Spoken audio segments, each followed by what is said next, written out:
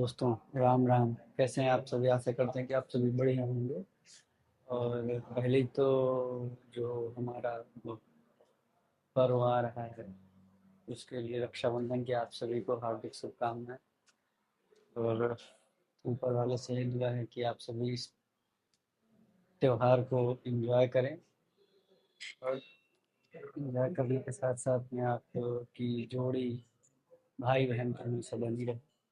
दोस्तों, आज जिम पे हैं। कल रेस्ट था, कल आए नहीं थे। कल एक्चुअली में रेस्ट क्या था, जिम बंद था, सुबह 9 बजे तक ओपन था, तो 9 बजे तक तो हम वर्कआउट कर ही नहीं पाते, क्योंकि टाइमिंग ही मेरा दूसरा है। और इसके अलावा आज आए थे।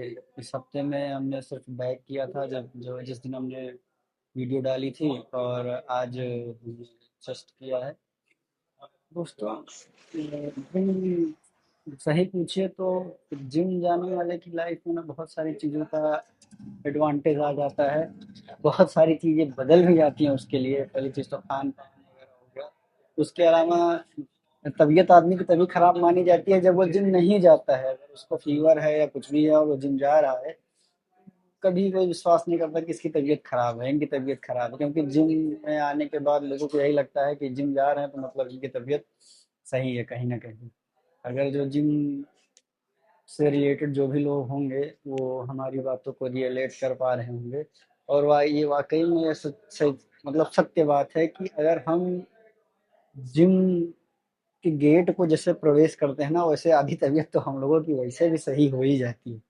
जैसे कहावत नहीं कही जाती है कि रोगी को जब डॉक्टर के यहाँ लेके जाओ, और जैसे उसके यहाँ की जो सुगंध और जो वातावरण में जो महक होती है, और जैसे उसको वो सूंघता है, उसके नाक में जाती है, वो आधा चैतन्य तो वैसे ही हो जाता है कि हाँ, मतलब अब हमारा इलाज हो जाएगा, हम सही हो जाएंगे। वैसे हम लोगों का भी वैसे ही हम लोगों का है कि हम लोग जैसे जिम में आते हैं तो आधी तबीयत सही हो जाती है, और जिम करते करते लगभग ये लगता है कि हाँ, हम ठीक है। अगर घर पे होते तो और हम वीकनेस पे होते या कुछ ऐसी प्रॉब्लम होती। तो दोस्तों, इसके अलावा जब जिम से सुबह सुबह आप निकलिए जिम के लिए, तो बहुत सारे चीज़ें भी देखने को मिलती हैं वातावरण में, और मज़ा भी आता है उस वातावरण में। आप अगर टहलिए रहिए, इंजॉय करिए। बेसिकली मुझे तो दूसरे का नहीं पता। मैंने एक्चुअली में जो जिम स्टार्ट किया था, वो जिम स्टार्ट ही इसीलिए किया था कि हम कि कोई बताता नहीं अपनी अपनी ये चीज़ें, लेकिन मैं बताता हूँ कि मैं बहुत लेट उठता था। तो मैंने जब जिम स्टार्ट किया था तो सिर्फ इसलिए स्टार्ट किया था कि मैं थोड़ा सा जल्दी उठूंगा और जिम जाऊंगा और उन चीज़ों को यूज़ करूंगा। लेकिन एक्चुअली में फिर प्रॉब्लम क्या हुई, जिम के चक्कर में जल्दी उठते उठते फिर 9 से 8 हुआ, 8 से 7 हुआ, 7 से 6 हुआ। अब 5 बजे नींद। अलार्म मेरा मेरा मोबाइल का अलार्म जो बजता है वो 4:55 का लगा हुआ है, लेकिन मेरी नींद अपने आप अलार्म से पहले ही खुल जाती है। डेली का नियम है कि अगर मैं कितने बजे भी सोऊं, लेकिन अलार्म से पहले उठ ही जाता हूँ। और बहुत सारी चीज़ें बदल गई। मेरी बॉडी बदल गई, और बॉडी बदलती है तो फिर बहुत सारे रहन सहन बदल जाते हैं, खान पान चेंज हो जाता है।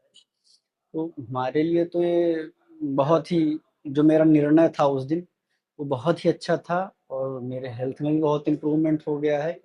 जो लोग मुझे पहले देख रहे थे और जो आज देख रहे हैं, उनको लगता भी है कि हाँ, मतलब जिम जाने का ये बेनिफिट हुआ।